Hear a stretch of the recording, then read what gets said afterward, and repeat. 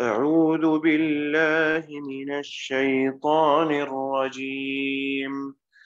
بسم الله الرحمن الرحيم. قد كانت آياتي تتلى عليكم فكنتم على أعقابكم تنكصون مستكبرين به سامرا تهجرون أفلم يدبروا القول أم جاءهم ما لم يأت آباءهم الأولين أم لم يعرفوا رسولهم فهم له منكرون أم يقولون به جنة بل جاءهم بالحق وأكثرهم للحق كارهون ولو اتبع الحق أهواءهم لفسدت السماوات والأرض ومن فيهن بل أتيناهم بذكرهم فهم عن ذكرهم معرضون أم تسألهم خرجا فخراج ربك خير وهو خير الرازقين وإنك لتدعوهم إلى صراط مستقيم وإن الذين لا يؤمنون بالآخرة عن الصراط لناكبون. أعوذ بالله من الشيطان الرجيم. بسم الله الرحمن الرحيم. قد كانت آیاتی تتلا علیکم. پچھلی آیتوں میں اللہ تعالیٰ نے یہ بات ارشاد فرمائی ہے کہ جب ہم ایمان نہ لانے والوں کو دنیا میں اپنے عذاب کے ساتھ پکڑتے ہیں تو پھر وہ چیخنا چلانا شروع کر دیتے ہیں اور کہیں پناہ لینے کی کوشش کرتے ہیں کوئی ہماری مدد کرے، لیکن مدد ملتے نہیں ہے ان کو.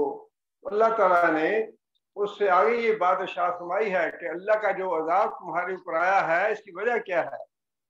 اللہ تعالیٰ فرماتے ہیں کہ میری آیتیں تمہارے پاس آئیں اور تمہارے سامنے میری آیتیں پڑھی گئیں، میرے احکام تمہیں بتائے گئے، لیکن تم لوگ ایڑیوں کے بل پلٹ گئے، بھاگ گئے. تمہیں میری آیتیں یا میرا قرآن سننا گوارا ہی نہیں تھا، تم سے برداشت نہیں ہوتا تھا کہ ہم اس قرآن کو سنیں. مستکبرین، اور تم نے بڑا بننے کی کوشش کی. مستکبر کہتے ہیں کہ وہ آدمی جو اپنے آپ کو بڑا بنانے کی کوشش کرے، بڑا ہو نہیں. دنیا میں بڑا کون ہے اللہ کے مقابلے میں؟ کوئی بھی نہیں ہے. انسان کی حیثیت تو کچھ بھی نہیں ہے. ایک پانی کے بلبلے سے بھی زیادہ حقیر ہے انسان. لیکن جب اللہ تعالیٰ صحت دیتا ہے، جوانی دیتا ہے، مال دولت دیتا ہے، منصب دیتا ہے، حکومت دیتا ہے، اقتدار دیتا ہے، تو پھر میں بڑی اونچی ہو جاتی ہے کہ میرے جیسا تو کوئی ہے نہیں. یہی ہے استکبار، بڑا بننے کی کوشش کرنا. انسان بڑا نہیں ہے، انسان تو بہت ہی کمزور ہے. لیکن انسان میں عقل اتنی ہے، تکبر اتنا ہے کہ جب اللہ تعالیٰ تھوڑی سی ڈیل دیتے ہیں تو انسان کا دماغ پاگل ہو جاتا ہے.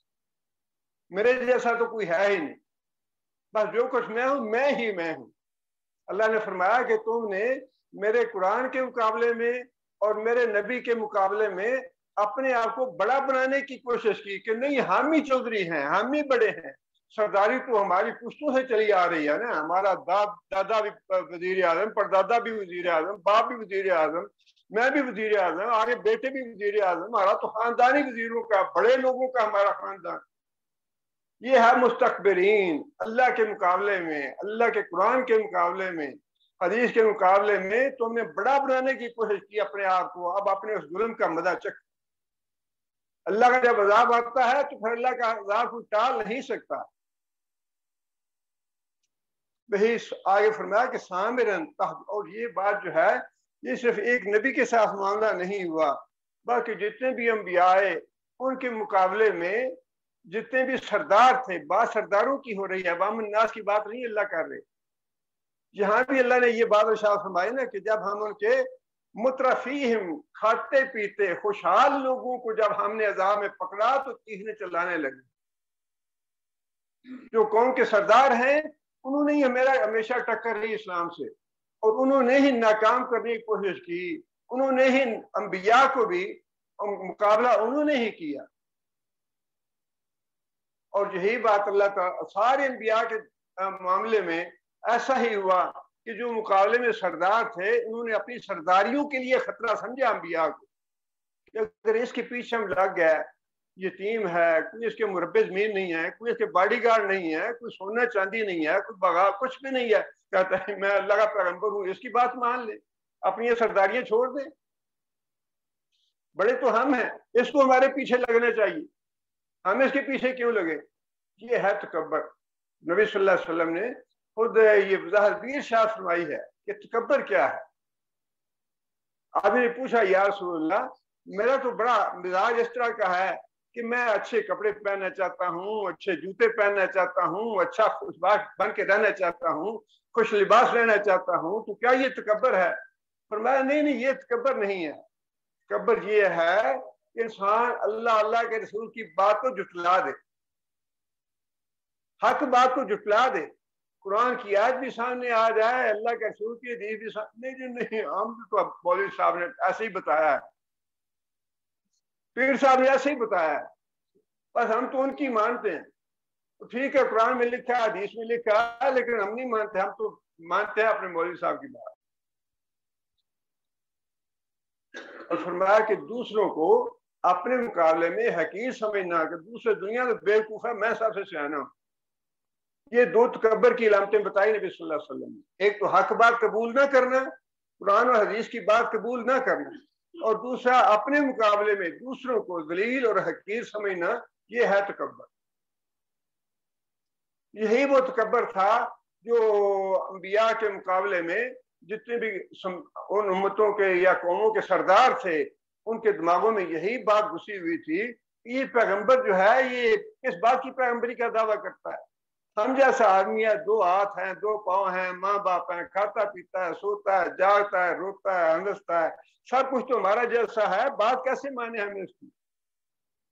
تو فرشتے ہونے چاہیے اس کے ساتھ، کوئی سونے چاندی کے محلات ہونے چاہیے تھے اس کے لیے، کوئی ایسی علامت ہو جس سے پتا چلے کہ یہ واقعی اللہ کا رسول ہے، اللہ کا نمائندہ ہے. وہ تو کوئی بات ہی نہیں ہے.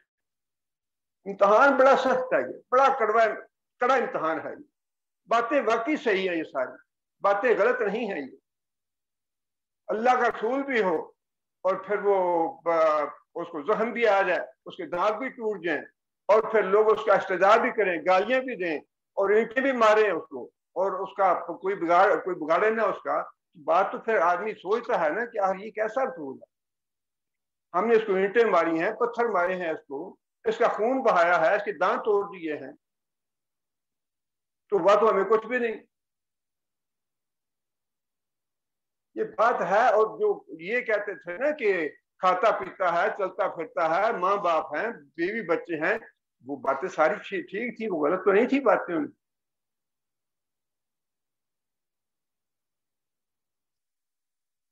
سورہ نوح میں بھی اللہ تعالیٰ نے یہ بات ارشاد فرمائی ہے کہ نوح علیہ السلام نے جب قوم کو دعوت دی تو خود نوح علیہ السلام نے یہ بات ارشاد فرمائی فَإِنِّي كُلَّمَا دَعَوْتُهُمْ لِتَغْفِرَ لَهُمْ جَعَلُوا أَصَابِعَهُمْ فِي آذَانِهِمْ وَاسْتَغْشَوْا ثِيَابَهُمْ وَأَصَرُّوا وَاسْتَكْبَرُوا اسْتِكْبَارًا. بہت بڑا تکبر کیا، اپنے آپ کو بڑا اونچا ثابت کرنے کی کوشش کی. میں نے تو یہ کوشش کی یا اللہ کہ میں تیری طرف بلاؤں ان کو تاکہ تو ان کے گناہ معاف کر دے، ان کی عاقبت ٹھیک ہو جائے، ان کی عاقبت سمجھ جائے۔ میں نے تو اس لیے ان کو بلایا تھا کہ یہ اللہ کے حضور توبہ استغفار کریں، اپنے گناہوں کی معافی مانگیں۔ لیکن نتیجہ کیا ہوا؟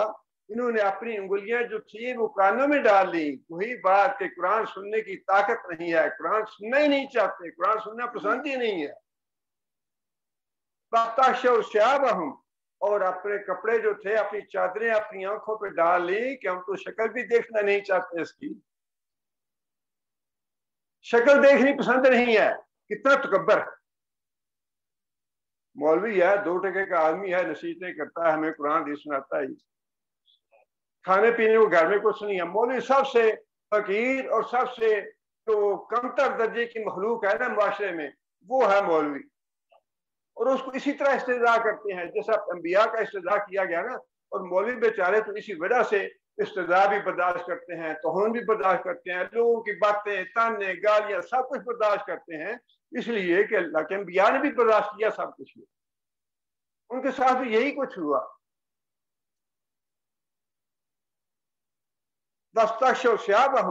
اور اپنی چادریں، اپنے کپڑے جو تھے اپنی آنکھوں پہ ڈال لیے کہ ہم تو اس کی تاکہ اس کو پتا چلے کہ ہم کتنی نفرت کرتے ہیں تم سے۔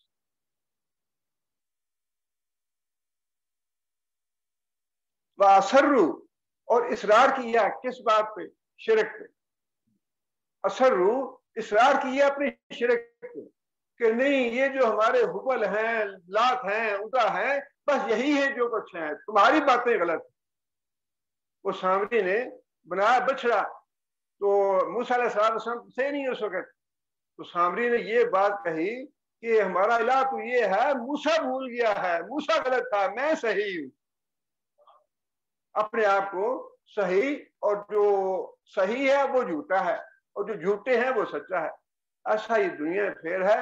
جب تک انسان قرآن نہ پڑھے یہ امتیاز ہوتا نہیں ہے کہ دنیا میں سچا کون ہے، جھوٹا کون ہے۔ قرآن پڑھیں گے تو پتہ چلے گا کہ صحیح راستے پہ کون ہے اور غلط راستے پہ کون۔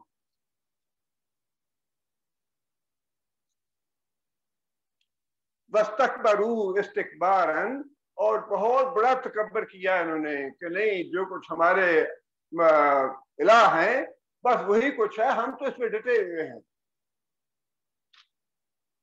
لَا تَذَرُنَّ آلِهَتَكُمْ، اپنے جو الہ ہیں بس جمے رہو ان پہ۔ اپنی خانقاہیں ہماری آباد رہنی چاہیے، ہمارے دربار آباد رہنے چاہیے۔ یہ تو درباروں کا، خانقاہوں کا مخالف ہے، جڑ جائیں گے ہماری خانقاہیں اور دربار۔ جو کچھ یہ کہتا ہے کہ سب کچھ چھوڑ دو، کسی کی نہ مانو، ہمارے دربار اور خانقاہیں اور ہماری آمدنی اور ہمارا جو عیش و عشرت ہے وہ ساری لٹ جائے گی، ختم ہو جائے گی۔ وَلَا تَذَرُنَّ بَدًّا وَلَا سُوَاعًا وَلَا يَغُوثَ وَيَعُوقَ وَنَسْرًا، یہ سارے ان کے الہوں کے نام تھے کہ بس جمے رہو ان پہ، ہمارے معبود یہی ہے، یہ غلط ہے، یہ جھوٹا ہے، ہم سچے ہیں۔ یہ ہے استکبار۔ بہت بڑا تکبر کیا انہوں نے۔ اور وہی بات اللہ نے یہاں فرمائی، مستکبرین، کہ یہ جو کافر تھے نبی صلی اللہ علیہ وسلم کی بات اس وجہ سے نہیں سنی کہ ہم اس سے بڑے ہیں، ہم سردار ہیں، یہ تو یتیم بچہ ہے، اس کی بات کیسے مانی، یہ کیسے اللہ کا رسول ہوگا۔ آگے فرمایا کہ سامرن تحضرون، سامر کہتے ہیں رات کو وقت پاس کرنے کے لیے گپے شپے لگانا، کسے کہانیاں بیان کرنا، اور کوئی کام نہیں ہے، فلمیں دیکھنی شروع کر دو، تاش کھیلنی شروع کر دو، بس وقت گزارنا ہے۔ ٹائم کل کرنے کے لیے بکواس کرنے اور گپے شپے ہانکنی، کسے کہانیاں سنانے۔ فرمایا کہ ان لوگوں کا طرز زندگی یہ ہے، یہ لائف سٹائل بتایا اللہ نے۔ ان کا لائف سٹائل یہ ہے کہ عملاً استکبار کرتے ہیں، انبیاء کے مقابلے میں اپنے آپ کو بڑا سمجھتے ہیں، اپنی سرداریاں قائم رکھنا چاہتے ہیں، اور دوسری طرف لائف سٹائل ان کا یہ ہے کہ وقت برباد کرتے ہیں، راتوں کو بیٹھ کے بکواس کرتے ہیں، نبی صلی اللہ علیہ وسلم کا استہزاء کرتے ہیں، قرآن کا استہزاء کرتے ہیں۔ تاجرون کا مطلب ہے توہین کرنا، بکواس کرنا، حرض افزائی کرنا، گستاخی کرنا۔ یہ انبیاء کی اور انبیاء کی نازل کردہ کتابوں کی استہزاء کرتے ہیں، تمسخر اڑاتے ہیں، مذاق اڑاتے ہیں ان کا۔ آگے پھر اللہ تعالیٰ نے ویسے باتیں تو اللہ تعالیٰ نے بار بار بار بار وہی بتائی ہیں، وہی ارشاد کیے ہیں کہ بھائی حق کس طرح سے، یہ حق ہے، یہ جھوٹ ہے، یہ سچ ہے، یہ جھوٹ ہے، یہ تم لوگ سچ کی طرف آؤ، تمہاری جو فلاح ہے، تمہاری کامیابی اسی میں ہے، اگر اس طرف نہیں آؤ گے تو تباہی اور بربادی ہے تمہارے لیے۔ اب باتیں تو یہی ہیں۔ اس کو 30 پاروں میں اللہ تعالیٰ نے کس طرح سے بار بار بیان کیا۔ بعض اوقات تو سچی بات یہ اگلی آتے جو ہے نا، اس طرح غور کریں آپ بھی، ایسے لگتا ہے اللہ تعالیٰ کے لیے استعمال تو نہیں کرنے چاہیے الفاظ، اللہ کی شان بہت اونچی ہے، اللہ کی ذات بڑی بلند ہے، اللہ تعالیٰ کے لیے ہمیں کوئی دنیاوی لفظ استعمال نہیں کرنا چاہیے۔ لیکن سچی بات یہ ہے کہ لگتا ایسے ہے جیسے کوئی باپ بیٹے سے کہتا ہے نا کہ پتر میں تے اپنا سر کھپا بیٹھا تیرے پیچھے، اپنی سردیاں ٹھیکریاں پان دیتی ہیں۔ اس طرح سے اللہ تعالیٰ نے قرآن مجید میں سمجھایا کہ بھائی یہ بات ہو سکتی ہے، نہیں نہیں یہ بھی نہیں ہے۔ اچھا تو پھر یہ بات ہے ان کافروں کی، نہیں نہیں یہ بھی نہیں ہے۔ اچھا تو اس وجہ سے انکار کرتے ہیں، نہیں نہیں یہ بھی نہیں ہے۔ اچھا اس وجہ سے یہ انکار کرتے ہیں نبی کا، اس وجہ سے استدعا کر، نہیں نہیں یہ بات بھی نہیں ہے۔ تو پھر بات کیا ہے؟ بات یہ ہے جو میں تمہیں بتاتا ہوں، اللہ فرماتے ہیں کہ جو میں تمہیں بتاتا ہوں بات اصل میں یہ ہے۔ اب یہ جو انداز ہے شاید قرآن مجید میں اس سے پہلے کہیں بھی نہیں آیا کہ کیا ان کے انکار کی وجہ یہ ہے، کیا ان کے انکار کی وجہ یہ ہے، کیا ان کے انکار، نہیں نہیں یہ بھی وجہ نہیں ہے۔ اللہ تعالیٰ نے سوال بھی کیا، جواب بھی خود دیے اللہ نے۔ اللہ سوال بھی کرتے ہیں کہ کیا ان کی گمراہی کی یا ان کے انکار کرنے کی وجہ یہ ہے، آگے جواب بھی اللہ خود دیتے، نہیں نہیں یہ وجہ نہیں۔ اچھا تو پھر کیا ان کے انکار کی وجہ یہ ہے، پھر اللہ آگے جواب بھی دیتے ہیں، نہیں نہیں یہ وجہ نہیں ہے۔ ایسا عجیب انداز اللہ نے اختیار فرمایا ہے۔ یہ باتیں اللہ تعالیٰ پہلے ہی بیان فرما چکے ہیں کہ اللہ ایک ہے اور محمد صلی اللہ علیہ وسلم اللہ کے رسول ہیں، قیامت آنے والی ہے، تمہارا حساب کتاب ہوگا، جنت ہے، دوزخ ہے، ساری باتیں۔ لیکن یہاں جو انداز اللہ نے اختیار فرمایا ہے وہ بالکل ایک انوکھے طرز کا انداز ہے، اور انسان یہ سوچنے میں مجبور ہو جاتا ہے کہ اللہ تعالیٰ نے باقی جو بات ارشاد فرمائی ہے نصرف اللہ، بات ایک ہی ہے، 2-3 باتیں ہیں، ان کو ہم اعراب پھرا کے مختلف طریقوں سے سمجھاتے ہیں کہ شاید کس طرح تم سمجھ جائے۔ باتیں 2-3 ہی ہیں، اللہ ایک ہے، رسول اس کا نبی ہے، اور آخرت آنے والی ہے، یہ 3 باتیں ہیں۔ لیکن ان 3 باتوں کو مختلف طریقے سے اور بار بار ہم ریپیٹ کرتے ہیں، نصرف اللہ یاد، بار بار ہم سمجھاتے ہیں تمہیں کہ یہ بات سمجھ جاؤ۔ اب اللہ تعالیٰ یہاں فرما رہے ہیں کہ افلم یدبر القول، قول سے مراد قرآن مجید ہے، کیا انہوں نے اس قرآن پہ غور و فکر نہیں کیا؟ کیا یہ اس قرآن کو سمجھ نہیں پائے؟ کیا یہ قرآن کوئی چیز تاں ہے؟ یہ قرآن جو ہے کسی غیر زبان میں ہے، پشتو میں ہے، جرمنی میں ہے، روسی میں ہے، کہ یہ اس کو سمجھ نہیں پائے؟ اللہ فرماتے ہیں نہیں یہ بات نہیں ہے، تو بڑا اچھا سمجھتے ہیں قرآن کو، اتنا اچھا سمجھتے ہیں، اتنا اچھا سمجھتے ہیں کہ ابوبکر صدیق رضی اللہ تعالیٰ عنہ ہجرت کے لیے نکلے مکہ سے، راستے میں کافر مل گیا، ابوبکر کہاں جا رہے ہو؟ ہجرت کر کے جا رہا ہوں حبشہ۔ کہنے لگا نہیں نہیں تم جیسا آدمی تو مکے سے نہیں جانا چاہیے، تم تو بڑے پرہیزگار اور بڑے اچھے آدمی ہو، عدل کرتے ہو، انصاف کرتے ہو، لوگوں سے ہمدردی کرتے ہو، غمخواری کرتے ہو، تم جیسا بندہ جانا نہیں چاہیے مکے سے، چلو واپس چلو، میں تمہیں ضمانت دیتا ہوں، امان دیتا ہوں میں تمہیں۔ اور تو ابوبکر صدیق مجبور ہو گیا کہ ٹھیک ہے تم کہتے ہو میں چلتا ہوں، واپس آ گئے۔ اب حضرت ابوبکر صدیق رضی اللہ تعالیٰ امان میں واپس آئے، اس نے جا کے حرم میں اعلان کر دیا کہ میں نے ابوبکر کو امان دی ہے، اب اسے کوئی ہاتھ نہ لگائے۔ اب حضرت ابوبکر صدیق رضی اللہ تعالیٰ عنہ اپنے گھر میں کہنے لگا آپ اپنے گھر میں رہیں، گھر میں رہ کے عبادت کریں، آپ کو کوئی کچھ نہیں کہے گا۔ حضرت ابوبکر صدیق رضی اللہ تعالیٰ نے کیونکہ امان لے لی اس لیے کہنے لگے ٹھیک ہے۔ لیکن تاریخ سیرت کی کتابوں میں لکھا ہے کہ حضرت ابوبکر صدیق رضی اللہ تعالیٰ عنہ اپنے گھر میں جب نماز پڑھتے اور نماز میں قرآن مجید کی اونچی آواز سے تلاوت کرتے، کافروں کے بچے اور عورتیں اکٹھے ہو جاتے سننے کے لیے۔ اور بکر صدیق رضی اللہ تعالیٰ عنہ جب اپنے گھر میں قرآن پڑھتے نماز میں تو عورتیں اور بچے اکٹھے ہو جاتے ان کا قرآن سننے کے لیے. کیا یہ سمجھ نہیں رہے تھے بچے؟ کیا یہ عورتیں بغیر سمجھ کے آ جاتی تھی؟ بات اللہ نے یہی ارشاد فرمائی ہے کہ جو کافر کہتے تھے کہ اس قرآن کے علاوہ کوئی اور قرآن لے آؤ، اس کو ہم نہیں برداشت کر سکتے، یہ برداشت سے باہر ہے. کیا بغیر سمجھے کہتے تھے یہ؟ اللہ تعالیٰ نے پہلے سوال یہ کیا ہے کہ کیا یہ قرآن کو سمجھتے نہیں، اس لیے انکار کیا انہوں نے. فرمایا کہ نہیں یہ بات نہیں ہے، قرآن کو بڑا اچھی طرح سمجھتے ہیں. ابو جہل ہم سے بہتر سمجھتا تھا قرآن کو. جب قرآن یہ کہتا تھا نا کہ لا الہ کہو، بڑی اچھی طرح سمجھ، ہم سے بہتر سمجھتا تھا وہ کہ یہ محمد کیا کہہ رہے ہیں، یہ قرآن کیا چاہتا ہے ہم سے، وہ ہم سے بہتر سمجھتا تھا. اس لیے تو دشمن ہوا، اس لیے تو وہ قتل کرنے جاتا تھا نبی صلی اللہ علیہ وسلم. یہ ہمارے بتوں کی اور ہمارے معبودوں کی گستاخی کرتا ہے.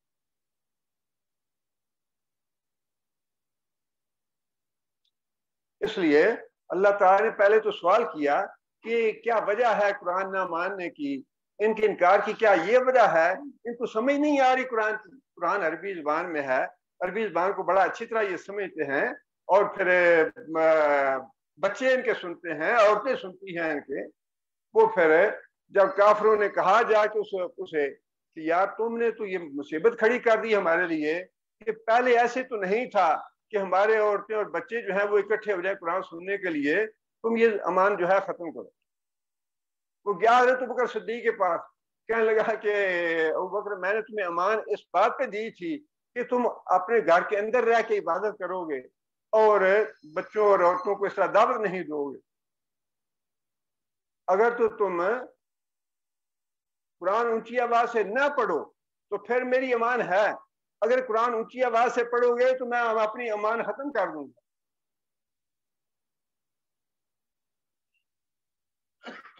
حضرت ابو بکر صدیق رضی اللہ تعالیٰ کہنے لگے کہ تم اپنی امان ختم کرو، مجھے تمہاری امان کی ضرورت نہیں ہے، میں قرآن نہیں چھوڑ سکتا.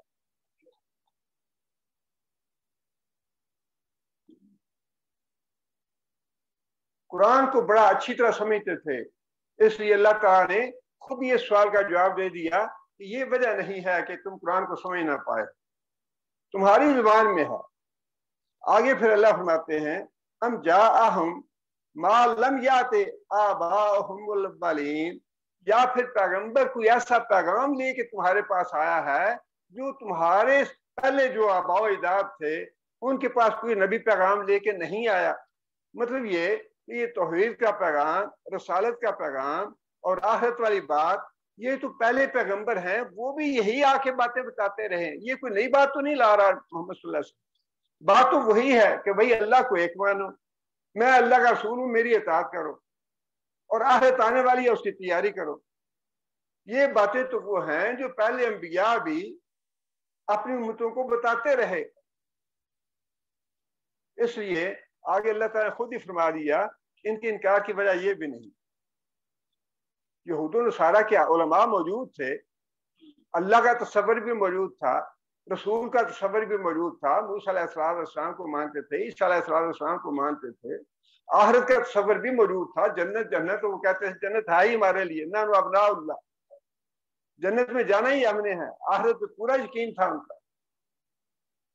اللہ فرماتے ہیں کہ کیا تم کوئی ایسا پیغام لے کے آئے ہو ان کے پاس ہے جو پہلے انبیاء نہیں لے کے آئے. آگے پھر اس کی تردید فرما دی کہ نہیں یہ بات بھی نہیں ہے، پہلے انبیاء بھی یہ پیغام لے کے آئے جو نبی صلی اللہ علیہ وسلم لے کے آئے، لہذا ان کے انکار کی وجہ یہ بھی نہیں. آگے پھر تیسرا جو آپشن ہے وہ بھی اللہ نے بتا دیا. اچھا شاید پھر تم اس وجہ سے انکار کر رہے ہو کہ یہ نبی جو ہے اس کو تم پہچانتے نہیں، کسی اور قوم سے، کسی اور جگہ سے، ہوا سے یا سمندر سے کہیں سے تمہارے پاس آ گیا، پتہ نہیں یہ کون اجنبی ہے جس نے آ کے نبوت کا دعویٰ کر دیا. اللہ فرماتے ہیں ام لم یعرفوا رسولہم، کیا یہ اپنے رسول کو پہچانتے نہیں یہ کون ہے؟ کیا انہیں یہ پتہ نہیں کہ یہ عبداللہ کا بیٹا ہے؟ کیا انہیں یہ پتہ نہیں کہ عبد المطلب کا پوتا ہے یہ؟ کیا انہیں یہ پتہ نہیں کہ یہ وہی رسول آدمی ہے جس کو یہ صادق اور امین کہتے تھے؟ یہ تو بڑی اچھی طرح واقف ہے. جب نبی صلی اللہ علیہ وسلم نے سب سے پہلے اس بات کی خبر دی کہ حضرت خدیجہ رضی اللہ تعالیٰ عنہا کو، تو انہوں نے کتنی باتیں نبی صلی اللہ علیہ وسلم کے بارے میں ارشاد فرمائی، وہ رسالت سے پہلے کی باتیں ہیں. یا رسول اللہ، آپ تو غریبوں سے ہمدردی کرتے ہیں، مہمان نوازی کرتے ہیں، لوگوں کے ساتھ انصاف کرتے ہیں، لوگوں کی خواہی کرتے ہیں، لوگوں کی غمخواری کرتے ہیں، لوگوں کے ساتھ اگر کسی پہ ظلم ہو رہا ہو تو آپ مظلوم کی حمایت کرتے ہیں. یہ ساری خوبیاں اور یہ ساری باتیں معروف تھی مکے میں. اللہ فرماتے ہیں کہ اچھا، کیا یہ بات ہے کہ ان کو رسول کا تعارف نہیں ہے؟ کیا یہ رسول کہیں باہر سے آ گیا ہے؟ نہیں، یہ رسول تو 40 سال سے ان کے درمیان میں موجود ہے. یہ بھی بات غلط ہے، یہ بھی وجہ نہیں ہے ان کے انکار کی.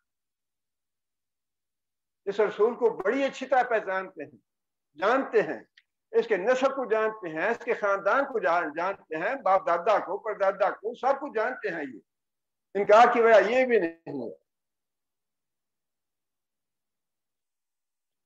فہم لہو منکرون، اور اس وجہ سے یہ اس کا انکار کر رہے ہوں یا اس کو اجنبی سمجھتے ہیں کہ یہ تو اجنبی آدمی ہے، کہیں باہر سے آ جاتا ہے، انگلینڈ سے آ جاتا، امریکہ سے آ جاتا، یا کسی اور ملک سے آ جاتا اور آ کہتا میں اللہ کا رسول ہوں. پھر تو کوئی بات بھی ٹھیک کہتے بھائی تم کون ہو، کہاں سے آئے ہو، کیا تمہارا سب نسب ہے، کیا ہے تمہارا آگے پیچھے. لیکن اس کو تو بڑی اچھی طرح تم جانتے ہو، اس لیے یہ بات بھی وجہ نہیں ہے انکار. یہ آپشن بھی اللہ نے خود ہی ختم کر دی. ام یقولون بہی جنۃ، آگے فرمایا کہ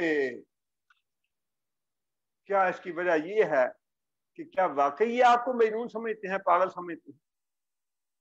کیسی اللہ تعالیٰ نے جتنے بھی آپشن تھے سارے گنوا دیے اور پھر سب کی تردید کر دی کہ کیا یہ اس وجہ سے ایمان نہیں لاتے آپ پہ، کیا اس وجہ سے انکار کر رہے ہیں کہ یہ باقی آپ کو دیوانہ یا پاگل سمجھتے ہیں؟ نہیں، یہ بات بھی نہیں ہے.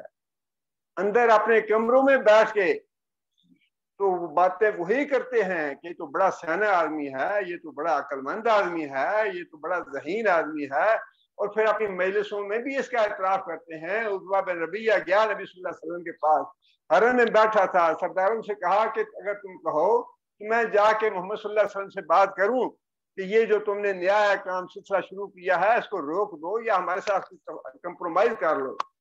ہاں جاؤ، جا کے بات کرو. یا عتبہ جا کے وہ ساری شرائط پیش کی. اچھا، بیماری ہے تو علاج کراتے ہیں، مال دولت چاہیے تو جتنا مال دولت چاہتے تم کر دیتے ہیں، کسی خوبصورت عورت سے نکاح کرنا ہے وہ کر دیتے ہیں، اور اگر کوئی بیماری ہے تو وہ بتاؤ ہمیں، کوئی جنون ہے تو وہ بتاؤ. ساری باتیں رسول اکرم صلی اللہ علیہ وسلم نے سورہ فصلات کی ابتدائی آیات پڑھی، اور عتبہ بن ربیعہ بڑے غور سے، بڑے سکون سے، آرام سے اپنے دونوں ہاتھ ایسے پیچھے ٹیک کر لگا کے تو سنتا رہا. نبی صلی اللہ علیہ وسلم نے سورہ فصلات کی آیتیں پڑھی، اس کے بعد فرمایا کہ عتبہ یہ ہے میری بات، اب تم جانو تمہارا کام جانے. عتبہ بن ربیعہ حیران پریشان ہو گیا، اور جب دور سے دیکھا سرداروں نے آتے ہوئے عتبہ کو تو کہنے لگے کہ اللہ کی قسم، جس چہرے کے ساتھ گیا تھا اس چہرے کے ساتھ واپس نہیں گیا. عتبہ نے آ کے یہی بات کہی کہ بے وقوفو، اس کو تم پاگل کہتے ہو، وہ پاگل نہیں ہے. اللہ کی قسم وہ کلام جو ہے وہ کچھ اور ہی کلام ہے. اس کا مقابلہ نہ کرو، اس کی مخالفت نہ کرو، اسے کرنے دو جو کرتا ہے. اگر یہ غالب آ گیا تو وہ غلبہ تمہارا غلبہ ہوگا، تمہاری عزت ہوگی اس میں، اور اگر وہ مارا گیا غیروں کے ہاتھوں تو تمہاری عزت بچ جائے گی، تمہارے اوپر کوئی الزام نہیں آئے گا. اس کو جو کرتا ہے کرنے دو. خدا کی قسم یہ دیوانگی نہیں ہے، یہ پاگل پن نہیں ہے، یہ تو کلام ہی کچھ اور. نضر بن حارث نے بھی یہی بات کہی تھی. نضر بن حارث جو ہے وہ باقاعدہ ایران میں گیا اور وہاں جا کے رستم اور اسفندیار کے قصے اور کہانیاں اور شاعری وغیرہ لے کے آیا، اور آ کے جتنی بھی لونڈیاں تھیں ان کو دیا کہ جا کے لوگوں کے لیے مجلسیں قائم کرو تاکہ لوگوں کی توجہ نبی صلی اللہ علیہ وسلم سے ہٹ جائے اور ان کنجروں کی طرف توجہ ہو جائے. یہ جو گانا بجانا اور فحاشی اور بے حیائی پھیلانی ہے نا، یہ اس سے نضر بن حارث سے شروع ہوئی ہے اور یہ دین کا مقابلہ کرنے کے لیے ہے. یہ جتنے بھی کنجر خانے ہیں نا، یا جتنے بھی یہ گانے بجانے اور جو کچھ بھی ہے، یہ ٹی وی پہ ہم جو کچھ دیکھتے ہیں نا، جو کچھ ہوتا ہے، یہ سارا دین کی جڑیں کاٹنے کے لیے ہے، دین کی مخالفت کے لیے ہے، یہ اللہ کے رسول کا مقابلہ کرنے کے لیے ہے یہ۔ اور اس کی ابتدا جو تھی وہ نذر بن حارث نے کی تھی، اور نذر بن حارث نے مجلس میں بیٹھ کے یہ بات کہی تھی کہ تم اس کو دیوانہ کہتے ہو، کبھی شاعر کہتے ہو، کبھی ساحر کہتے ہو، کبھی کاہن کہتے ہو۔ اللہ کی قسم، نہ وہ جادوگر ہے، نہ وہ شاعر ہے، نہ وہ کاہن ہے، اور نہ ہی پاگل ہے وہ۔ اس کے کلام میں بڑی تاثیر ہے، وہ جو کلام سناتا ہے لوگوں کو، جو قرآن پڑھ کے بتاتا ہے، اس میں بڑی تاثیر ہے، وہ دلوں کو مسخر کرنے والی اور دلوں میں اتر جانے والا کلام ہے، وہ دیوانہ نہیں ہے۔ اور جو ولید بن مغیرہ تھا، اس نے بھی، اس کا تو پھر اللہ تعالیٰ نے قرآن میں ذکر فرما دیا، انہ فکر وقدر قتل کیف قدر ثم قتل کیف قدر ثم نظر ثم عبس بصر ادبر واستکبر فقال ان ھذا الا سحر یؤثر ان ھذا الا قول البشر، کہ بس یہ دھوکہ دو لوگوں کو کہ یہ آدمی بس جادوگر ہے، اس کا کلام جو بھی سنتا ہے اس کے جادو میں آ جاتا ہے، تو اس کو اپنے جال میں پھنسا لیتا ہے، اس کے کلام سے کوئی بچ نہیں پاتا۔ ان ھذا الا قول البشر، لیکن یہ کلام ہے اس کا اپنا گھڑا ہوا، یہ کلام ہے اس کا اپنا، اللہ کا نازل کیا ہوا نہیں ہے۔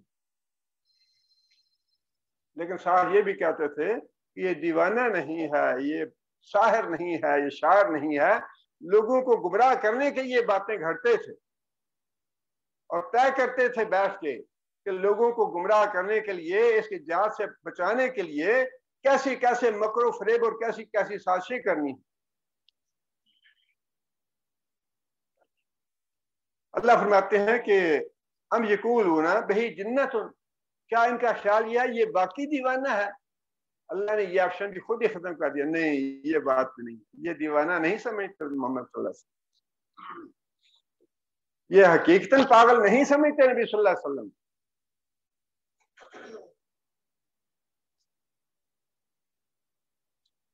آگے پھر اللہ فرماتے ہیں، یہ سارے آپشن ختم کرنے کے بعد آگے پھر اللہ تعالیٰ فرماتے ہیں کہ اصل بات کیا ہے۔ نہ تو یہ دیوانہ سمجھتے ہیں نبی صلی اللہ علیہ وسلم کو، نہ ہی نبی صلی اللہ علیہ وسلم کوئی نئے آدمی ہیں ان کے لیے، نہ ہی نبی صلی اللہ علیہ وسلم کا پیغام کوئی نیا پیغام ہے۔ یہ ساری باتیں غلط ہیں۔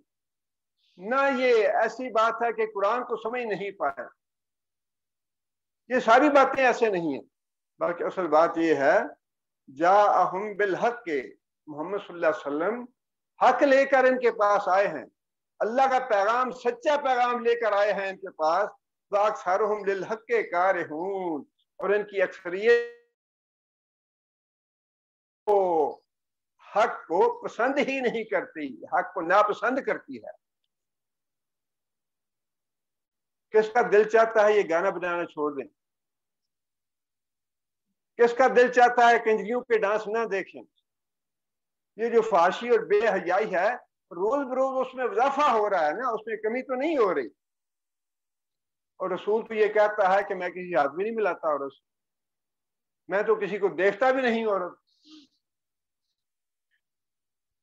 عورت آئی رسول اللہ صلی اللہ علیہ وسلم کے پاس بیعت کرنے کے لیے، پوچھا کہ کس کا ہاتھ ہے؟ یا رسول اللہ عورت ہوں۔ تو تم عورت ہو تو پھر تم نے اپنے مہندی کر کے ان کو ممیز کیوں نہیں کیا، پتا چلے کہ تمہارا ہاتھ عورت کا ہے؟ اور میں کہ میں عورت سے ہاتھ نہیں ملاتا، جاؤ میں نے بیعت لے لی ہاتھ سے۔ اور میں کہ جو آدمی گانا سنے گا دنیا میں، یہ شاید طبرانی کی روایت ہے، قیامت دن سیسا پگھلا کے اس کے کانوں میں ڈالا جائے گا، سیسا پگھلا کے کانوں میں ڈالا جائے گا۔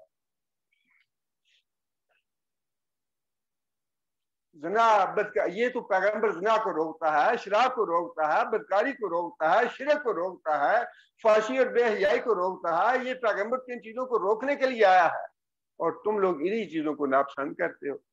نہیں، سود کے بغیر تو ہماری معیشت رہ نہیں سکتی۔ رشوت کا چلن تو عام ہے، ساری دنیا اب رشوت لیتی ہے، اس میں کون سی نئی بات ہے؟ اور اب تو ایسا ہو گیا ہے کہ یہ جو ثقافت لینے والی ہے نا، اس کو سمجھتے ہیں یہ بڑی مومنہ ہے۔ ایسا وقت آ گیا ہے کہ بال کھلے اور سارے ساز سنگار کیے ہوئے ٹی وی پہ، بازاروں میں، ہر جگہ، اور بڑی شریف عورتیں ہیں یہ. اگر کوئی ان کو، اللہ کے رسول نے تو فرمایا کہ جب عورت سنگار کر کے نکلتی ہے، بے پردہ نکلتی ہے، شیطان اس کو اور بھی خوبصورت بنا کے دکھاتا ہے تاکہ لوگ گمراہ ہوں. یہ بھی لعنت والی، اور جو اس کو دیکھنے والے ہیں، کے پیچھے آنے والے، وہ بھی لعنت والی.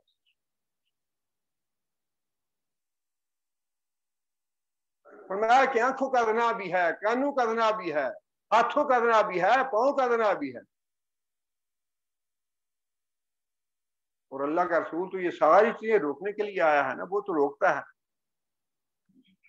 شرک بھی نہ کرو، سود بھی نہ کھاؤ، رشوت بھی نہ لو، اور یہ جو بدماشی اور کنجر خانے ہیں یہ بھی سارے بند کرو، زنا نہ کرو، یہ گانا بجانا بند کرو، اور یہ مخلوط محفلیں اور مردوں عورتوں کا اکٹھا اٹھنا بیٹھنا، یہ ساری چیزیں رسول تو بند کرتا ہے، رسول تو روکتا ہے اس سے. اور یہی بات اللہ تعالیٰ نے دوسری جگہ پہ بھی فرمائی ہے کہ اصل بات یہ ہے کہ یہ جو فسق و فجور میں مبتلا ہے نا، جو گناہ کر رہے ہیں، اصل میں نبی آ کے ان گناہوں سے روک رہا ہے کہ ان گناہوں سے بعد آ جاؤ، یہ گناہ کی باتیں ہیں، اللہ ناراض ہوگا، اللہ کا عذاب آ جائے گا اس پہ. نبی آ کے روکتا ہے ان کو. لیکن یہ نبی کو مانتے اس لیے نہیں کہ یہ اپنے جو کرتوت ہیں، جو جرائم ہیں، جو گناہ ہیں، ان کو جاری رکھنا چاہتے ہیں کہ یہ ہمارے جو ہے نا، ان کے راستے میں رکاوٹ نہ ڈالو. لوط علیہ السلام کو بھی تو یہی کہا نا، لوط علیہ السلام نے کہا کہ یہ جو تم کام کرتے ہو بدترین ظلم ہے، یہ بدترین گناہ ہے، اللہ کو غضب کو بڑھانے والا گناہ ہے. کیا قوم نے کہا؟ قوم نے یہی کہا نا کہ لوط کو ملک بستی سے نکال دو، یہ بڑا پرہیزگار بنا ہوا، یہ بڑا پرہیزگار بنتا ہے، اس کو بستی سے نکالو. اسی لیے اللہ نے فرمایا کہ اصل وجہ یہ نہیں کہ محمد صلی اللہ علیہ وسلم کو جانتے نہیں، یا محمد صلی اللہ علیہ وسلم باقی دیوانے ہیں، یا محمد صلی اللہ علیہ وسلم باقی کوئی نئی بات لے کے آئے ہیں. بات یہ نہیں ہے. اصل بات یہ ہے کہ یہ اپنے گناہوں پہ جاری رکھنا چاہتے ہیں، اپنی عیاشیاں اور بدماشیاں اور اپنے عللے تللے جو ہیں وہ جاری رکھنا چاہتے ہیں.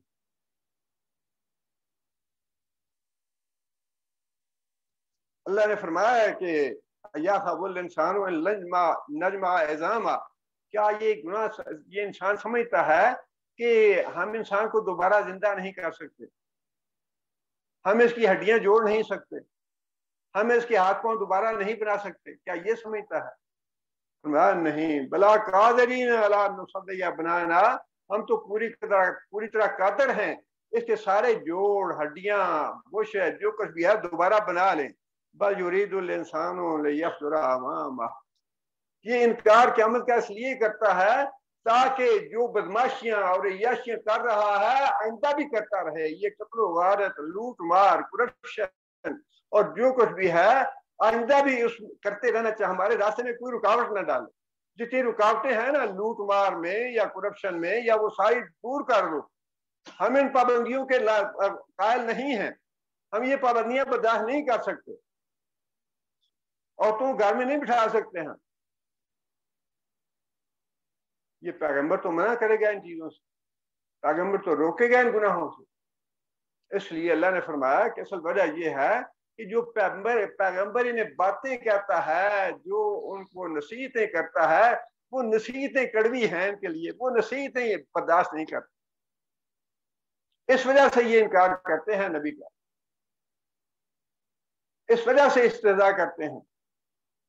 وَأَكْثَرُهُمْ لِلْحَقِّ كَارِهُونَ، اور اکثریت لوگوں کی ایسے ہے کہ اللہ تعالیٰ نے بھی مبالغہ آرائی نہیں فرمائی، سب کی تردید نہیں فرمائی کہ سارے ایسے ہیں، سارے ایسے نہیں.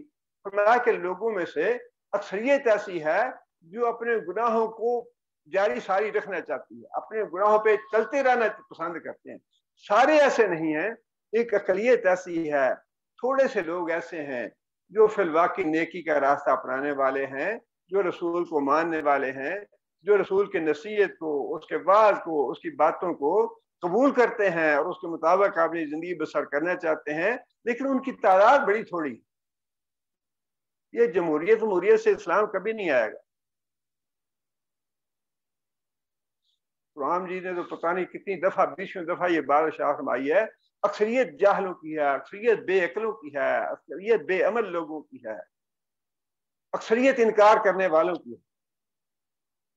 اور ہم دیکھتے نہیں ہیں 70 سال سے کیا ہو رہا ہے. یہ جس جمہوریت میں پھنسے ہوئے ہیں، کیا اس جمہوریت سے اسلام آئے گا؟ جتنے بھی کرپٹ لوگ ہیں، جتنے بھی 70-75 سال سے کوئی نیا آدمی نظر آیا آپ کو کبھی؟ سارے وہی چودھری چٹھے چیمے عوان تے ملک جو کچھ بھی ہے وہ ہار پھر کے سارے کبھی ادھر سے آ گیا، کبھی ادھر سے آ گیا، کبھی ادھر سے، سارے وہی. اور جو نظام چل رہا ہے کرپشن کا اور بدکاری اور بدماشی کا، فحاشی اور بے حیائی کا، اس پہ کسی کو اعتراض نہیں ہے. وہ ویسے ہی چل رہا ہے، اس پہ سب خاموش ہیں. فرمایا کہ اکثریت جو ہے نا نبی کے پیغام کو پسند نہیں کرتی، نبی کی باتوں کو اکثریت پسند نہیں. بس تھوڑے سے بندے ہیں، وہی بات ہے، جو بیچارے چند ایک جاتے ہیں مسجد میں نماز پڑھتے ہیں. نبی صلی اللہ علیہ وسلم نے حضرت ابو ذر رضی اللہ تعالیٰ عنہ سے پوچھا، مسجد میں بیٹھے ہوئے تھے. نبی صلی اللہ علیہ وسلم نے پوچھا کہ ابو ذر دیکھو تمہیں کون سا آدمی مسجد میں بڑا معتبر اور بڑا اچھا اور بڑا عزت والا لگتا ہے؟ حضرت ابو ذر نے نظر دوڑائی اور کوئی بڑا اچھا خوش لباس آدمی اور اچھا چودھری قسم کا سردار قسم کا، یا رسول اللہ یہ ہے. نبی صلی اللہ علیہ وسلم فرمایا کہ اچھا اب یہ بتاؤ کہ تمہیں لوگوں میں سے کون سا آدمی بڑا کمزور، تو بڑا بے بس، تو بڑا ایسے عام سا آدمی لگتا ہے جس کی کوئی معاشرے میں حیثیت نہیں؟ حضرت ابو ذر نے دوبارہ دیکھا اور کہنے لگے یا رسول اللہ یہ آدمی. نبی صلی اللہ علیہ وسلم نے فرمایا کہ جس آدمی کو تم نے یہ کہا ہے نا کہ یہ عام سا آدمی ہے، وہ جو ہے نا امیر آدمی اور بڑا معتبر آدمی اور بڑا سردار اور چودھری آدمی، ساری زمین اس طرح کے لوگوں سے بھر جائے، ساری زمین بھر جائے اس طرح کے لوگوں سے. تو یہ ایک آدمی جو ہے نا مسکین، یہ اللہ کو پسند ہے. یہ ایک مسکین جو ہے نا یہ اللہ کو محبوب. اللہ کو وہی اقلیت محبوب ہے جو مسجدوں میں جاتی ہے. اللہ کو وہی اقلیت محبوب ہے جو قرآن پڑھتی ہے. اللہ کو وہی اقلیت محبوب ہے جو اللہ کے رسول سے محبت کرتی ہے، جو اللہ کے رسول کی فرما برداری کرتی ہے. اقلیت ہے وہ، اللہ نے بتا دیا اقلیت ہے. اکثریت جو ہے وہ بدماشوں کی اور گنڈوں کی اور اللہ کے نافرمانوں کی اور اللہ کے رسول کے استہزاء کرنے والی اور دینی شعائر کی استہزاء اور مذاق اڑانے والی. ہمارے اللہ تعالیٰ معاف کرے، دل بڑا ہی دکھتا ہے کہ ہمارے تو جو سردار اور چودھری ہیں نا وہ دین کا مذاق اڑانے والے، دین کا نافذ کرنا تو بڑی دور کی بات ہے، دین کا مذاق اڑانے والے، حدود کا، قصاص کا، چوری کا، سنسار کا، ان چیزوں کا، حتیٰ کہ حجاب کا مذاق اڑاتے ہیں، داڑھی کا مذاق اڑاتے ہیں، لوٹے مسلح کا مذاق اڑاتے ہیں.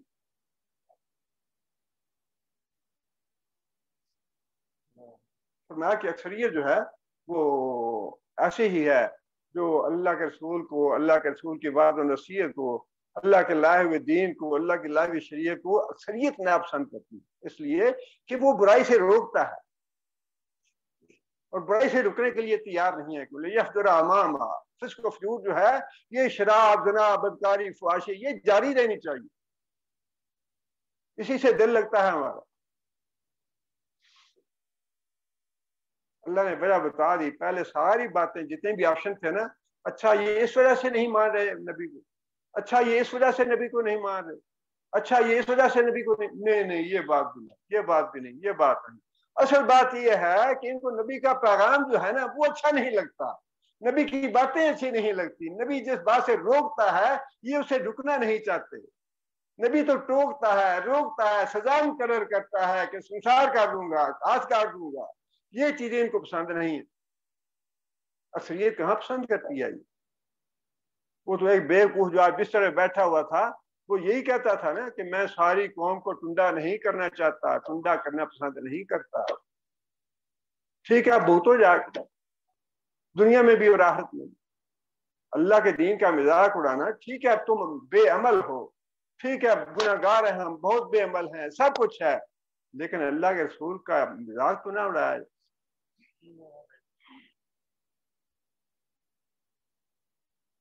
اور اللہ کے رسول کا، یہ اللہ کی، دیکھیں نا رسول کون ہے؟ اللہ کا سفیر ہے وہ، اللہ کا پیغام بر ہے وہ، دوسرے معنوں میں اللہ ہی کا پیغام پہنچانے والا، اللہ ہی کی بات۔ ہم اللہ تو نہیں کہتے رسول اللہ صلی اللہ علیہ وسلم کو، لیکن اللہ تعالیٰ کا منوان جو پیغام ہے، سفیر ہے اللہ کا پیغام بر ہے، اس کا اللہ کا، اس کی بات کا انکار، اللہ کی بات کا انکار، اس کو ناراض کرنا، اللہ کو ناراض کرنا، اس کو راضی کرنا، اللہ کو راضی کرنا۔ اللہ کا بھی پیغمبر ہے، اللہ کا رسول ہے، اللہ کا سفیر ہے،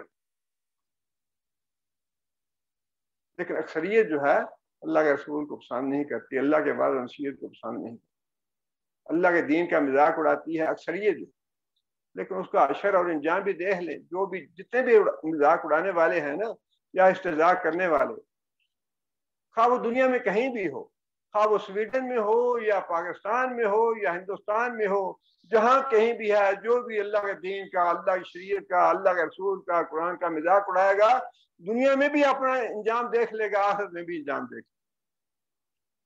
اللہ تعالیٰ نے دنیا میں جلا کے دکھا دیا، کتنا تحفظ تھا اسے، اور کتنا تکبر تھا، اور کتنا غرور تھا کہ پوری یورپ کی حکومتیں میرے پیچھے ہیں، پوری دنیا کی پوری غیر مسلم دنیا جو تھی، ہاں جی ہم تقریر پہ اور تحریر پہ پابندی نہیں لگا سکتے، محافظ بھی ساتھ تھے، ہر طرح کا تحفظ حاصل تھا، لیکن جب اللہ کا عذاب آ گیا تو اللہ کے عذاب سے پھر کون بچا سکتا ہے، کون ٹال سکتا ہے؟ آگے پھر اللہ تعالیٰ نے اسی سے حوالے سے کچھ اور باتیں ارشاد فرمائی ہیں۔ اللہ تعالیٰ ہمیں سمجھنے کی اور عمل کرنے کی توفیق عطا فرمائے۔ ہمارے بھائی عبدالرحیم صاحب بیمار تھے کافی عرصے سے، 2-3 مہینے سے، اور کافی سیریس بیماری رہی ان کی۔ پچھلے یہ جو ہفتہ ہے، اس میں سوموار کے دن وہ اپنے رب کے پاس پہنچ گیا ہے۔ بڑی ماشاءاللہ اچھی زندگی گزاری انہوں نے۔ ہمارا تو تعلق جو ہے وہ ان کا تعلق انڈیا سے تھا، لیکن اپنے جو خونی رشتہ دار ہیں ان سے کہیں زیادہ بڑھ کے تعلق اور رشتہ تھا ان کے ساتھ۔ سب سے پرانے ساتھیوں میں سے تھے۔ ہمارے لیے بڑا صدمہ اس لیے بھی ہے کہ بہت جو پرانے ساتھی تھے ہمارے، اور بہت ہی ماشاءاللہ ایکٹیو تھے، بہت ماشاءاللہ کام کو تعارف کرایا انہوں نے، اشاعت حدیث کے کام کو، دروس کو، باقی کتابوں وغیرہ کا جتنا بھی سلسلہ تھا، بڑی سٹرگل کی ماشاءاللہ ان لوگوں نے۔ ان میں ہمارے ایک دوست شاہ مسعود صاحب جو بعد میں امریکہ چلے گئے، اللہ تعالیٰ مغفرت فرمائے، وہ بھی اپنے رب کے پاس چلے گئے۔ اور پاکستان میں اسکندر بھائی صاحب تھے، بڑا ماشاءاللہ کام کیا، اللہ تعالیٰ جزائے خیر دے ان کو۔ بس یہ اللہ تعالیٰ چنتا ہے بندوں کو کام لینے کے لیے، اور فی الواقعی اللہ تعالیٰ کی ایک خاص کرم نوازی ہوتی ہے۔ اللہ تعالیٰ جس سے دین کا کام لے، یہ دعا اللہ سے یہ کرنی چاہیے کہ یا اللہ دین کا کام کرنے کی توفیق عطا فرما۔ ماشاءاللہ سندھی زبان میں تراجم بھی کیے، اور پھر چھپواتے بھی رہے، تقسیم بھی کرتے رہے، بڑا ماشاءاللہ کام کیا انہوں نے۔ اللہ تعالیٰ مغفرت فرمائے، ان کی درجات بلند فرمائے۔ اور ہمارے عبدالرحیم بھائی صاحب جو ہیں ماشاءاللہ انڈیا میں کام کرنے کے حوالے سے ہمارے لیے وہ ایک حوالہ تھے کہ بھائی انڈیا میں کام کرنے والے، ہاں وہ عبدالرحیم صاحب ہیں نا، عبدالرحیم صاحب وہ کام کرتے ہیں، کتابوں کے اشاعت بھی، دروس کا بھی، اور بھی سارے کام ماشاءاللہ، اور بھی ساتھی، لیکن سب سے پرانے ساتھیوں میں سے وہ تھے۔ اور سب سے الحمدللہ جو اچھی بات لگی مجھے ایک تو یہ کہ اللہ تعالیٰ نے ان کو سوموار کا دن نصیب کیا۔ نبی صلی اللہ علیہ وسلم کی وفات سوموار کے دن ہوئی، اور پھر حضرت ابوبکر صدیق نے بڑی تمنا کی کہ میری وفات سوموار کے دن۔ نبی صلی اللہ علیہ وسلم سے محبت کی ایک بات ہے نا، یہ کوئی وجود میں سے نہیں ہے، فرائض میں سے نہیں ہے، یہ تو محض ایک دل کی کیفیت کی ہے کہ اللہ کے رسول سوموار کے دن کو فوت ہوئے تھے، اللہ کرے میری جان بھی سوموار کے دن نکلے۔ بار بار پوچھتے رہے آشا آج کون سا دن ہے،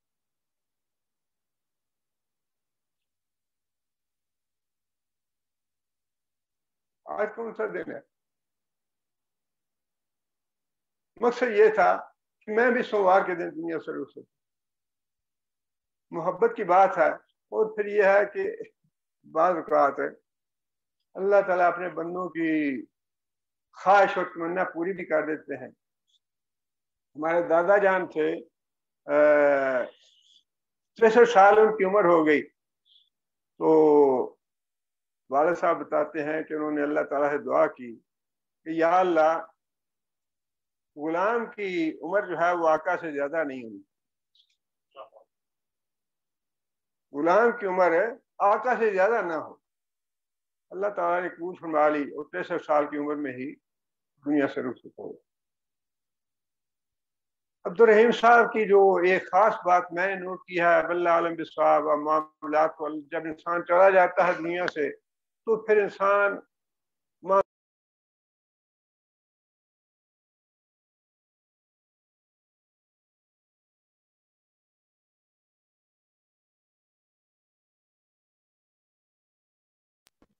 بنا کے بھیجا.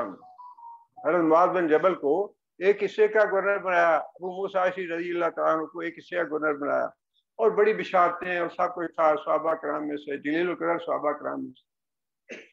لیکن جب فوت ہونے لگے تو بیٹوں کو بلایا، کہنے لگے کہ دیکھو میری قبر بڑی گہری بنانا اور کفن مجھے ایسا اور ایسا دینا، اور پھر آگے 2 ہی راستے ہیں میرے لیے.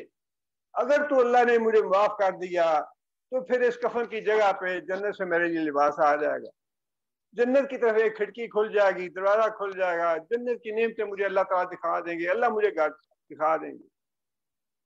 لیکن اگر اللہ تعالیٰ نے مجھے معاف نہ کیا تو پھر جہنم سے میرے لیے لباس آ جائے گا. یہ پیغمبر، یہ صحابی ہے، جلیل القدر صحابی، اور اپنی زبان سے یہ بات کہہ رہا ہے کہ اگر اللہ نے معاف نہ کیا تو پھر میرے ساتھ یہ معاملہ ہو جائے گا کہ جہنم سے ہتھکڑیاں آ جائیں گی میرے لیے، جہنم کا دروازہ کھل جائے گا میرے لیے، اللہ کا عذاب آ جائے گا میرے اوپر اگر اللہ نے مجھے معاف نہ کیا.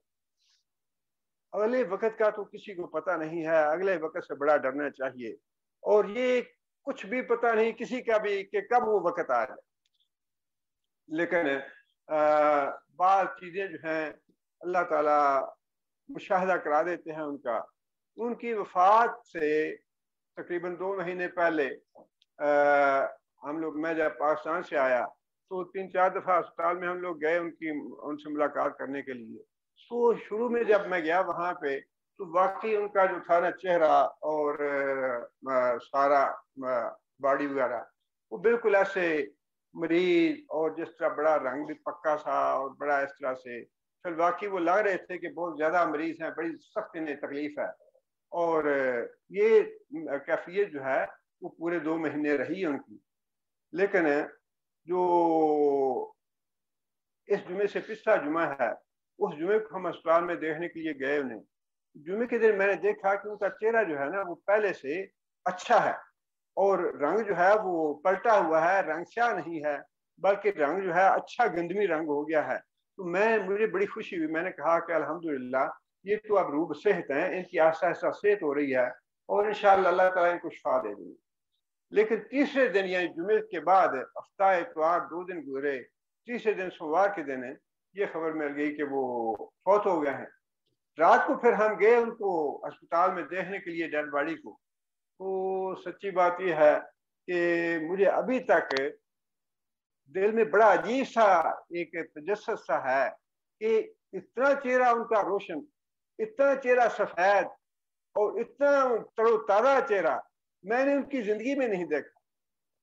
عبدالرحیم صاحب کا ایسا سفید چہرہ اور ایسا تر و تازہ چہرہ اور ایسا خوبصورت چہرہ ان کی زندگی میں بھی نہیں دیکھا جتنا وفات کے بعد. اللہ تعالیٰ مغفرت فرمائے ان کی، اور اللہ تعالیٰ ان کی حسنات کو قبول فرمائے. ظاہر ہے ایک تو یہ ہے کہ یہ معاملات اللہ اور بندے کے درمیان ہوتے ہیں. بعض چیزیں ظاہر ہوتی ہیں جن کا ہمیں پتہ ہوتا ہے، لیکن بیشتر چیزیں تو وہ ہیں جو انسان اور بندے کے درمیان ہیں. لوگوں کو کچھ پتہ نہیں ہوتا. آپ کو یہ پتہ ہے اچھا یہ اقبال ہے، درس دیتا ہے، نماز پڑھتا ہے، یہ بس آپ کو اتنا پتا ہے، لیکن میرے گناہ کتنے ہیں وہ تو اللہ جانتا ہے۔ وہ سارا معاملہ اللہ کے پاس ہوتا ہے۔ اب اللہ اور بندے کے درمیان کیا تھا؟ بظاہر وہ ایک عام چیز نہیں بسر کر رہے تھے، لیکن ماشاء اللہ اپنے گھر میں بچوں کو اکٹھا کر کے درس دیتے تھے، پھر اپنے جو بلڈنگ تھی اس میں اپنے دوست احباب تھے ان کو اکٹھا کر کے درس دیتے، جو کچھ یہاں سنتے وہاں جا کے بتاتے ہیں، اس درس میں باقاعدہ شریک ہوتے۔ اور انڈیا میں الحمدللہ درس و تدریس کا یا جو بھی کتابوں وغیرہ کی ارشاد کا سلسلہ تھا اس سے مستقل طور پہ الحمدللہ جڑے ہوئے تھے۔ اور ایک چھوٹی سی کتاب جو تھی انہی کی پرپوزل پہ رمضان سے پہلے ہم نے چھپوائی وہاں انڈیا میں، الحمدللہ وہ چھپ گئی، اور چھپنے کے بعد وہ یہاں بھی بھجوا دی، لیکن اللہ تعالیٰ کو منظور ہوتا ہے جیسے وہی ہوتا ہے۔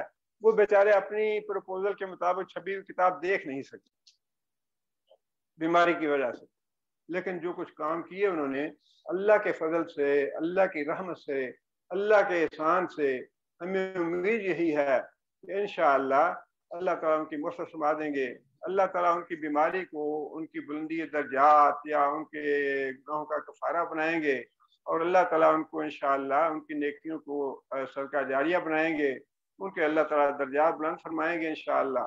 اور اللہ تعالیٰ سے دعا ہے کہ اللہ تعالیٰ جنت الفردوس میں ان کی بہترین مہمان نوازی فرمائے۔ یہ معاملہ جو ہے ہم سب اصل میں دنیا میں دیکھیں نا، ماشاءاللہ بڑا اچھا بلڈنگ تھا، اچھا فلیٹ ہے، اچھی اولاد ہے ماشاءاللہ، اور بزنس بھی تھا سارا، لیکن کون لے کے جاتا ہے ساتھ؟ نہ بیوی ساتھ جاتی ہے، نہ بچہ ساتھ جاتا ہے، نہ وہ دولت اور مال ساتھ جاتا ہے، کچھ بھی نہیں جاتا، بس ایک وہ جو ہے نا انسان کے اعمال وہ ساتھ جاتے ہیں۔ بار بار مجھے وہ قرآن کی یاد ویسے تو وہ قیامت کے لیے ہے، یوم تبیض وجوہ و تسود وجوہ، قیامت کے دن ہے، لوگوں کے بعد لوگوں کے چہرے جو ہیں وہ سفید ہوں گے، بعد لوگوں کے چہرے سیاہ ہوں گے۔ وہ انسان جہاں دنیا سے جاتا ہے تو جاتے ہوئے بھی اللہ تعالیٰ دکھا دیتے ہیں کتنے چہرے ہیں جو اللہ تعالیٰ معاف کرے کس طرح جاتے ہیں، اور اللہ تعالیٰ اپنے فضل و کرم سے، اپنی رحمت سے ہمارے گناہ معاف فرمائے۔ ہم نے بھی جانا ہے، ہمیں دیکھیں نا یہ ایک پیغام ہے ہمارے لیے، جو جانے والے ہیں نا وہ ہماری یہ پیغام چھوڑ کے جاتے ہیں کہ اپنی تیاری کر لو۔ یہ تیاری کی جو مہلت ہے نا، آپ دیکھیں نا ان کی عمل کا جو وقت تھا، مہلت تھی، ختم ہو گئی۔ اب اگر چاہیں ایک نماز پڑھ لوں یا قرآن کی تلاوت کر لوں یا کچھ نہیں کر سکتے، بس ایک سٹاپ ہے، یہ تمہارا وقت تھا، یہ پورا ہو گیا، اب اس کے بعد ایک لمحے کی اجازت نہیں۔ ہمیں جو اللہ نے مہلت دے رکھی ہے، وہ نبی صلی اللہ علیہ وسلم نے، نبی صلی اللہ علیہ وسلم کے زمانے میں دو آدمی آئے اکٹھے اور دونوں اکٹھے مان لائے، ان میں سے ایک آدمی فوت ہو گیا، ایک صحابی نے اس آدمی کو، دوسرا جو تھا وہ 1 سال کے بعد فوت ہوا، کچھ عرصے کے بعد فوت ہوا۔ اس آدمی نے پھر خواب دیکھا، خواب یہ دیکھا کہ وہ جو آدمی پہلے ہی فوت ہوا ہے وہ تو ابھی جنت کے باہر کھڑا ہے، اور جو بعد میں فوت ہوا ہے وہ جنت کے اندر۔ اس آدمی نے آ کے نبی صلی اللہ علیہ وسلم کو بتایا، یا رسول اللہ مجھے یہ خواب آیا۔ نبی صلی اللہ علیہ وسلم نے فرمایا کیا تمہیں اس بات پہ تعجب ہے کہ ایسا کیوں ہوا؟ جو آدمی، اور مجھے جیسے یاد پڑ رہا ہے حدیث کا کیونکہ معاملہ ہے، مجھے ایسے یاد پڑ رہا ہے کہ جو پہلا تھا وہ شہید ہوا، اس لیے صحابی کو تعجب ہوا کہ شہید تو باہر کھڑا ہے اور جو دوسرا ہے بعد میں فوت ہونے والا وہ اندر چلا گیا، جنت میں ہے۔ نبی صلی اللہ علیہ وسلم نے فرمایا کہ تمہیں اس بات پہ تعجب کیوں ہے؟ جو اندر چلا گیا ہے اور اس کے بعد 1 سال زندہ رہا، کیا اس نے 1 سال نمازیں نہیں پڑھی؟ کیا اس نے 1 سال نوافل نہیں ادا کیے؟ کیا اس نے 1 سال روزے نہیں رکھے؟ کیا اس نے اس کے بعد نیک اعمال نہیں کیے؟ اس کی جو مہلت تھی 1 سال کی، اس میں جو نیک اعمال کیے وہ اس کو جنت میں پہلے اندر لے گئے، اس کی مہلت پہلے ختم ہوگی 1 سال۔ یہ جو مہلت ہے نا ہمارے پاس، اس کو غنیمت سمجھیں، ایسے دنیا کے فضول کاموں میں صرف نہ کریں، بڑا قیمتی وقت تھا یہ، کوئی پتہ نہیں کس وقت آ جائے پیغام۔ اللہ تعالیٰ فضل کرے اور اللہ رحمت فرمائے۔ بیٹے احمد آئے، وہ کتابیں لائیں، بیٹے باہر کتابیں جو ہے نا رکھ دینا، کتابیں کچھ عبد الرحیم صاحب کے پاس تھی، اپنی بیماری کی وجہ سے وہ ڈسٹریبیوٹ نہیں کر سکے. تو جن لوگوں کے پاس نہ پہنچی ہوں یا جن کے بارے میں آپ کو پتا ہو کہ انہیں نہیں پہنچی، وہ حضرات کتابیں لے سکتے ہیں یا لے جا کے دوسرے بھائیوں کو دے سکتے ہیں. بسم اللہ الرحمن الرحیم الحمد للہ رب العالمین مالک یوم الدین ایاک نعبد و ایاک نستعین اهدنا الصراط المستقیم صراط الذین انعمت علیہم غیر المغضوب علیہم ولا الضالین. اللهم صل على محمد وعلى ال محمد كما صليت على ابراهيم وعلى ال ابراهيم انك حميد مجيد. اللهم بارك على محمد وعلى ال محمد كما باركت على ابراهيم وعلى ال ابراهيم انك حميد مجيد. ربنا ظلمنا انفسنا ان لم تغفر لنا وترحمنا لنكونن من الخاسرين. ربنا آتنا في الدنيا حسنة وفي الآخرة حسنة وقنا عذاب النار. ربنا هب لنا من أزواجنا وذرياتنا قرة أعين واجعلنا للمتقين إماما.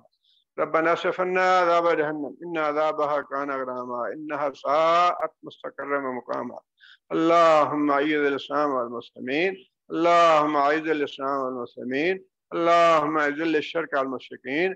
اللهم دمر أعداء الدين. اللهم نبر قلوبنا بنور الإيمان. اللهم ثبتنا على الإسلام. اللهم اغفر لجميع المؤمنين والمؤمنات الأحياء منهم والأموات. ربنا تقبل منا إنك أنت السميع العليم وتب علينا إنك أنت التواب الرحيم. سبحان ربك رب العزة عما يصفون وسلام على المرسلين والحمد لله رب العالمين.